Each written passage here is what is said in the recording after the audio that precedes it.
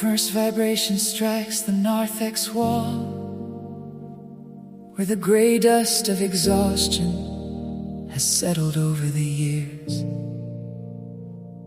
And the initial melody is a draft of cool air through a heavy bronze door. It begins not with a shout, but with the click of a rosary against a wooden pew, and the slow, deliberate ignition of a beeswax taper. This is the first song of the 8, a respiration for the breathless, where the lungs of the soul are invited to expand against the corset of old sorrows. We speak here of the morning of the optic nerve, when the stained glass finally catches a fractured sunbeam and turns a monochromatic grief into a kaleidoscope of ruby and sapphire. The healing starts in the retinas as they learn to see the architecture of a sanctuary that was built to outlast the tremor of our hands. Underneath the vaulted arches, the second movement rises as an unction of scented chrism and crushed hyssop. It is the hymn of the tactile oil sliding over the forehead to seal the cracks in the intellect where doubt has leaked in like winter rain. Here the choir hums a low sustained drone that mimics the steady pulse of a sleeping heart finally at peace.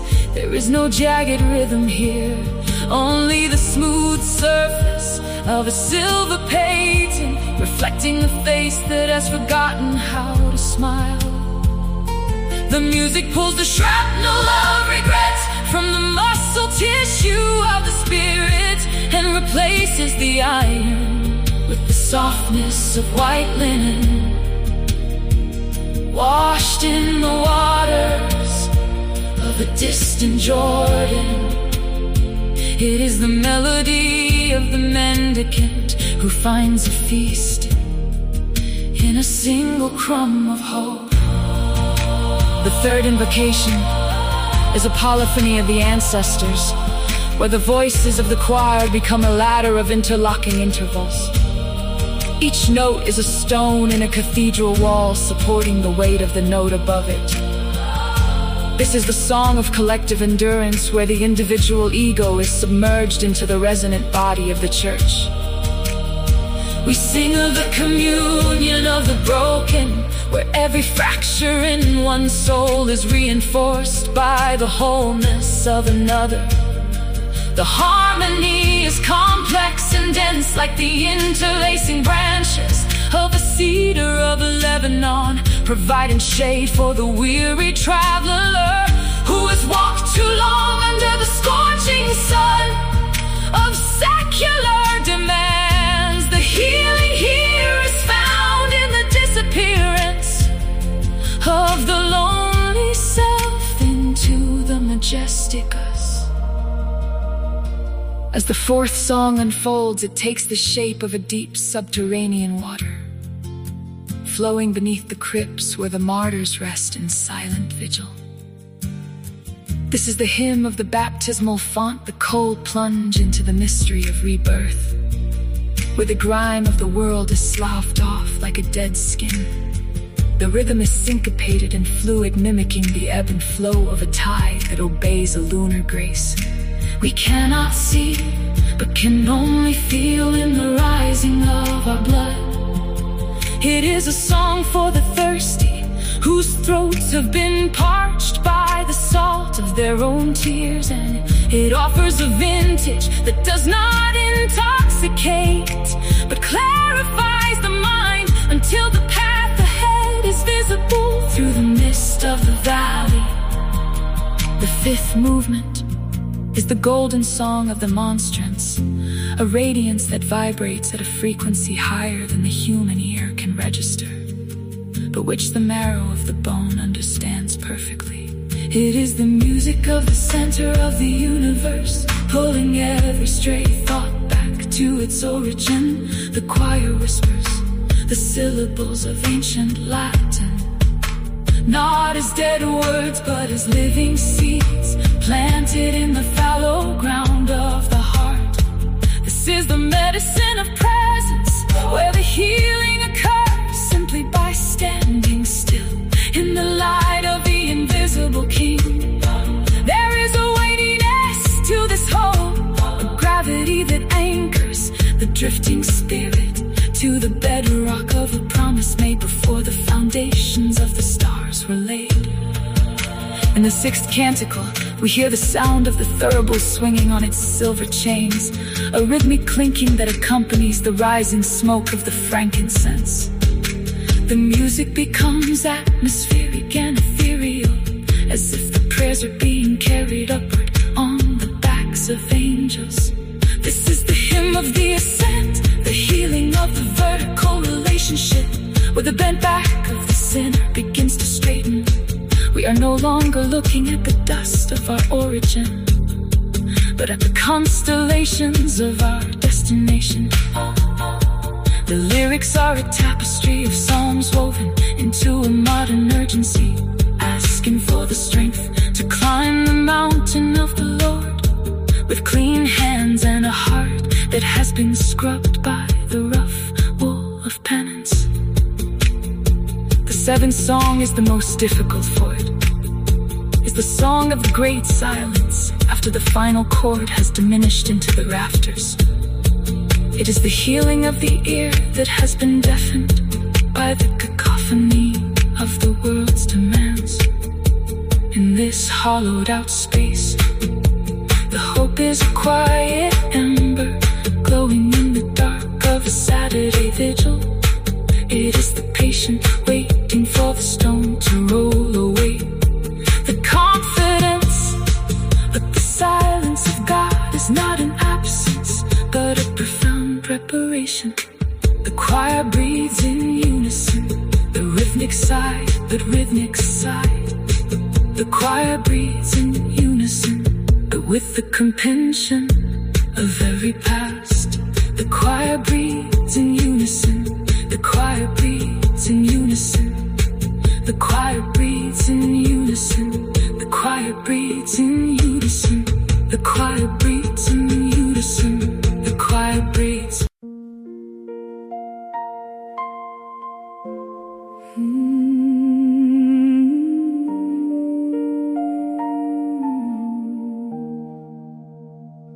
In the violet suspension of the seventh hour, when the candles weep their final translucent wax onto the cooling stone, the air is thick with the residue of incense and the quiet sighs of those who linger. This is the hour of the threshold, where the sacred day prepares to fold its wings, and the secular night begins its slow ascent through the narthex. We stand in the gloaming of the sanctuary, our voices tattered and smoothed by the week's long labor, leaning into the harmonium's breath, as if the wooden bellows could inhale our very doubts. The prophet's warning hangs in the rafters, not as a threat of distance, but as a beckoning of proximity. For the window of the divine is a shifting aperture, and the spirit moves like the cooling wind through the city's gray arteries. Seek him now while the shadows are long and the world is momentarily hushed into a posture of listening. Do not wait for the thunder of the mountaintop or the dramatic splitting of the veil, for He is woven into the very fabric of this departing light. He is found in the aching hollow of the chest that desires more than the bread of tomorrow's toil. We lift our scores of parchment where the ink of the Jesuits bleeds into melodies of earthy grace, singing of a God who is both the seeker and the sought. There is a specific gravity to this Sunday evening, a weight of longing that pulls our knees to the carpet and our eyes to the tabernacle's silent gold.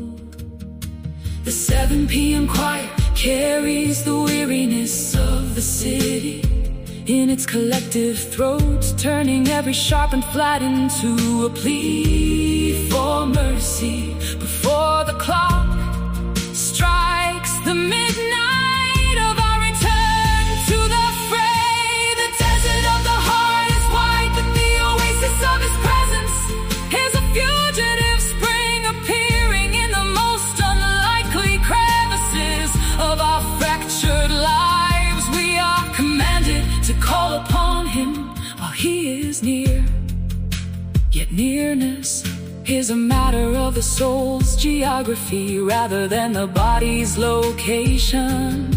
He is near in the breaking of the silence and the mending of the spirit's frayed edges. Let the wicked forsake their winding paths and the unrighteous their tangled thoughts, for the thoughts of the Most High are like the vast indigo sky above the flickering street lamps of our understanding.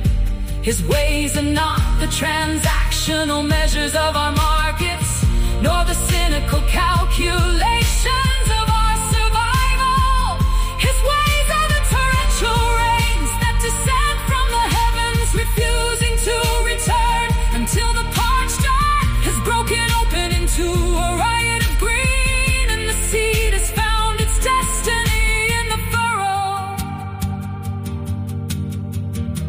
There is a sense of urgency in the fading resonance of the cello, a realization that the season of finding is a gift that must be claimed before the noise of the world rushes back to drown the inner whisper. While He may be found is the mantra of the wise, who know that grace has its own tides, and the soul must launch its small boat when the water is deep and the current is kind. The choir's unison is a tapestry of individual histories, woven into a single cord of hope, stretching across the void between the earthly and the eternal. We are the latecomers, the ones who have spent the day in the vineyards of our own making, now arriving at the Master's house as the lamps are being trimmed. And yet the door remains unlatched, the invitation is written in the very air we breathe, and the wine of His compassion is poured without price for all who thirst. As the final chords dissolve into the architecture of the nave, we carry the finding with us into the dark. The seeking does not end when the church doors are locked, but transforms into a steady flame carried through the cold corridors of the coming week. We have looked for Him in the music and found Him in the silence between the notes. We have looked for Him in the scriptures and found Him in the warmth of the person standing beside us in the pew. The Sunday sun has set, but the Lord of the Sabbath remains a pillar of fire in the night of our wandering. We go forth not as those who have completed a task, but as those who have been found by the very presence. They were seeking the presence that remains while the world turns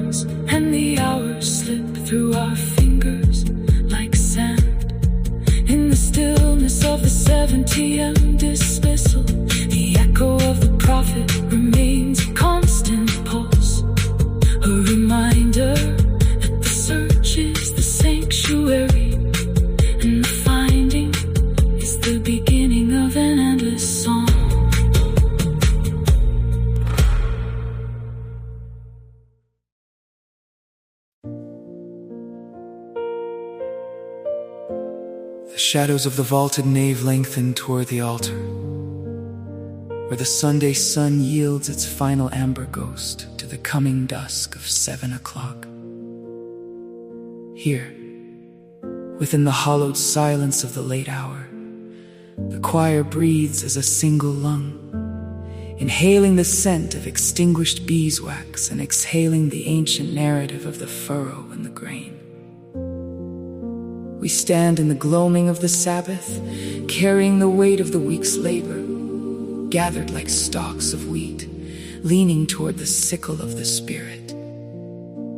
The air is thick with the resonance of Dan Fighton's melody, yet it transcends the printed page to become a living pulse, a heartbeat of organic grace that recognizes every soul in this dim sanctuary as a plot of earth, some tilled by sorrow and others hardened by the relentless treading of worldly feet.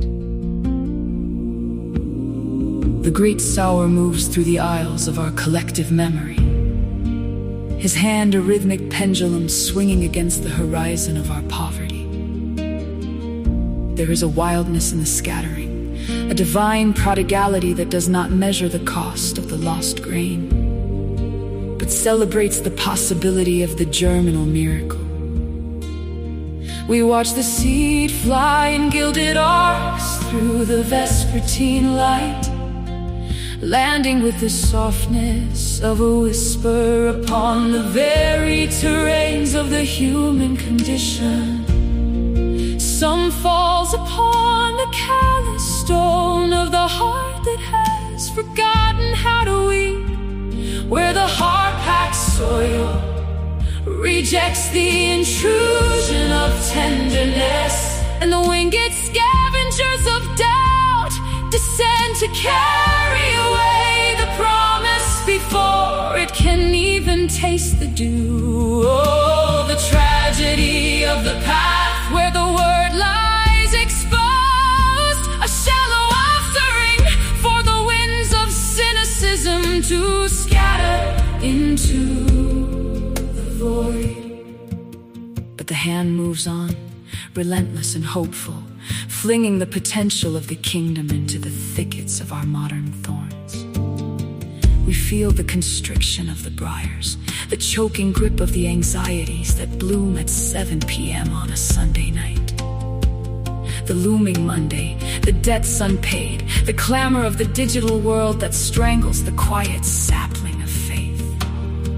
Yet even here, the seed struggles for a foothold, its pale roots searching for a sliver of mineral mercy amidst the tangled vines of our distraction. The choir's harmony rises like a petition against the weeds, a polyphony vine that climbs toward the clerestory windows, seeking the last vestige of the light. We sing not of a sterile garden, but of the messy, rocky, and beautiful struggle to become something that can nourish a hungry world.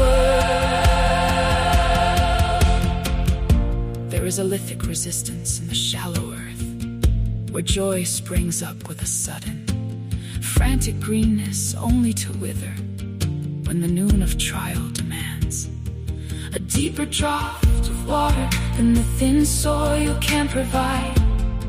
We recognize ourselves in that fleeting fervor, that Sunday evening resolution that lacks the subterranean strength to endure the Tuesday drought. And yet the composer's vision compels us deeper past the limestone shelf of our ego into the dark and damp mystery of the good ground. To be the good soil is to be broken, it is to be turned over by the plowshare of repentance until the interior dark is exposed to the sky. It is in this rich black yielding that the seed ceases to be a solitary thing and begins its slow, agonizing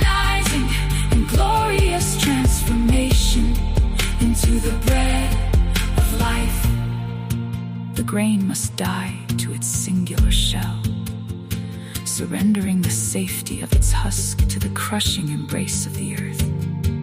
For only in that dissolution can the harvest be born. As the choir's voices swell in the final cadence, we are no longer merely singing of a parable. We are becoming a metaphor.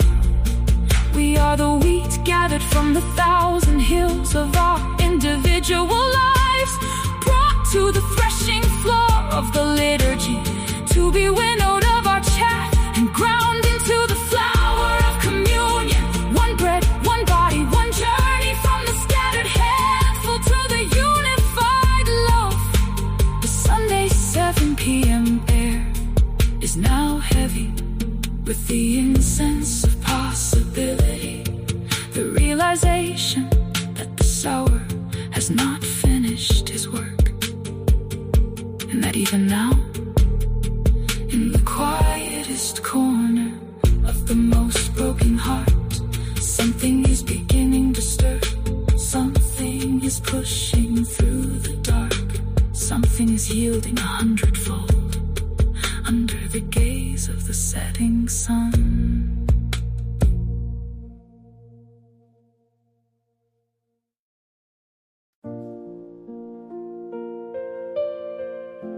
The sanctuary amber glows with the residue of a day spent in devotion, where the scent of beeswax mingles with the damp coats of those who gather in the 7 o'clock gloaming.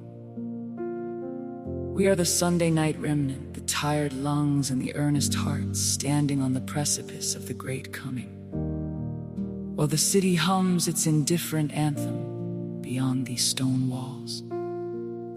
Here, the score rests on music stands like white birds awaiting flight, carrying the weight of Michael's melody and the ancient dust of the Judean wild.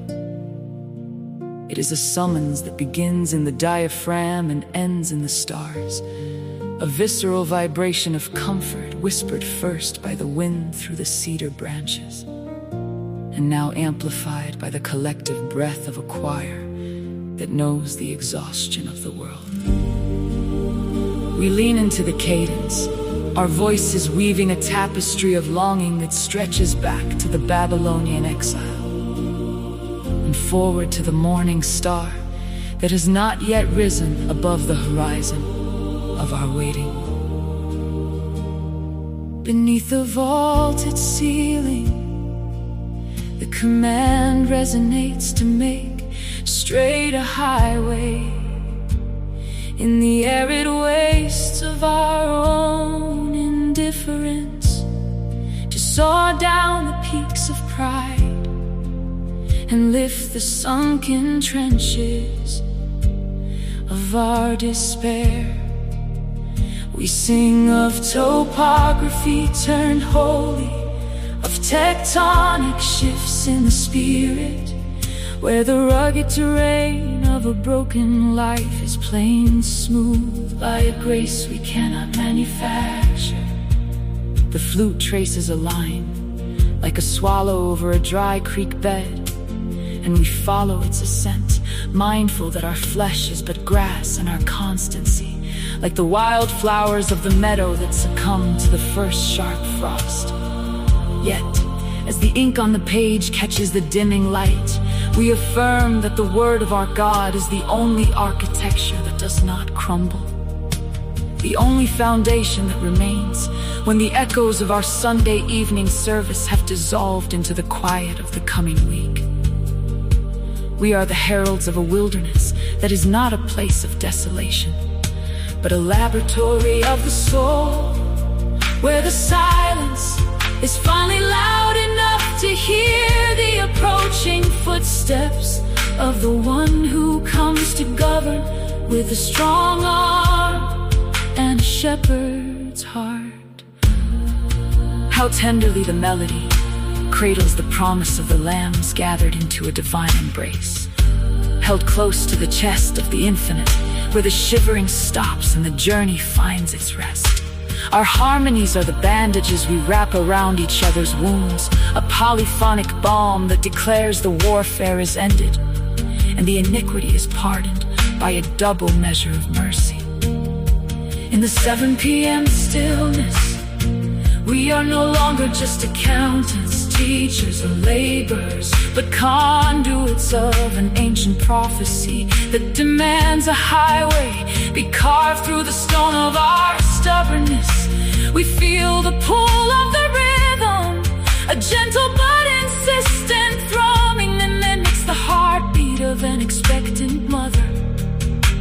The rhythmic labor of a world groaning for its deliverance. Each note is a stone laid in the path, each rest a moment of breathless anticipation. As we prepare the way for the glory that shall be revealed to all flesh together, a vision so blindingly beautiful, it requires the dimness of this late hour to be even partially understood. The shadows grow long in the nave, stretching out like the vast plains of the Arava. And we lift our eyes to the heights of Zion, where the messenger stands with a voice that must not falter. We bid our fear depart into the darkness of the vestibule, for the Lord God comes with power, not to crush but to nourish, leading the nursing mules with a patience that outlasts our shortest days and longest nights. Our choir is a small flame in the Advent frost, a flickering testimony that the desert will bloom and the parched land will bubble with springs of living water. As the final chords hang in the air, vibrating against the stained glass and the wooden pews, we carry the desert within us, but a desert that has heard the news of its own transformation. We walk out into the Sunday night, the melody still humming in our marrow, certain that the voice which cried out in the wilderness is now the voice that guides us home through the cold toward the warmth of a stable that will soon contain the fullness of the Word made flesh. The mountains may smoke and the hills may depart, but the resonance of this evening stays rooted in the furrowed ground of our communal song. We've seen the glory in the ink and heard the herald in the alto sigh. And though the grass withers under the weight of the coming winter, the song we practiced at 7 p.m. is an evergreen vine climbing toward the light.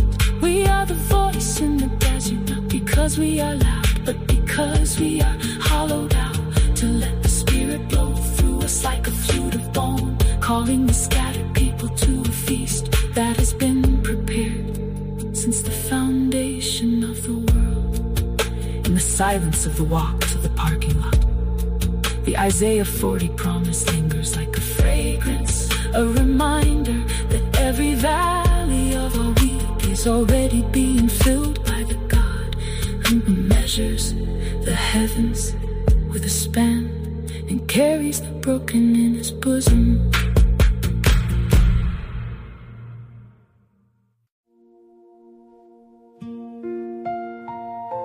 The sanctuary holds the last amber of the dying day,